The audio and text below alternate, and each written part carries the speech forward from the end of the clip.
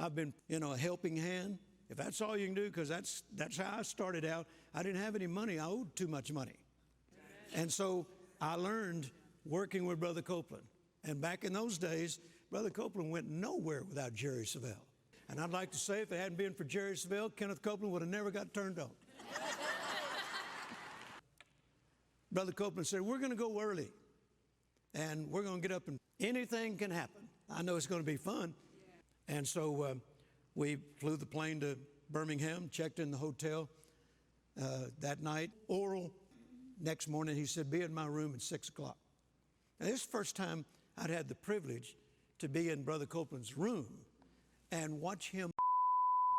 Now, I'd seen, publicly and so forth, but this was his own personal time. And he said, now let's 69. Jerry, we're going to get a hold of God. And so he started. I watched. My life has never been the same. And we may spend a couple of hours there. He said, all right, let's go get dressed and go have breakfast. And so every morning we'd go in there in 69 for a couple of hours. The last morning, he said, let's go have breakfast. And I started back to my room, and I was almost in my room, which was a few doors down from him, and I heard my phone ringing. And I rushed in there, got the phone before it stopped ringing, and his Brother Copeland, he said, get on back down here, and said, I know what you want. Oral, oral, oral. So I rushed back down to his room. I said, I didn't even mention oral. I said, but now that you brought it up, yeah, I'd love to have it oral. I said, but you started this. I didn't say that. And Brother Copeland wanted me to do the preliminaries. And he said, and before I give it to you, there's some maintenance that needs to be done on it. And he perceived my thoughts.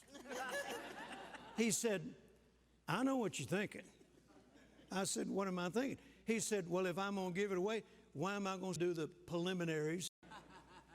But that's what I was learning, that you sow your best seed. Amen.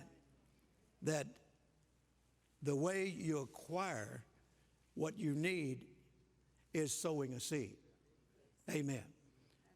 My cue was when Brother Copeland was ready, he'd turn around and look at me and say, turn me on, Jerry.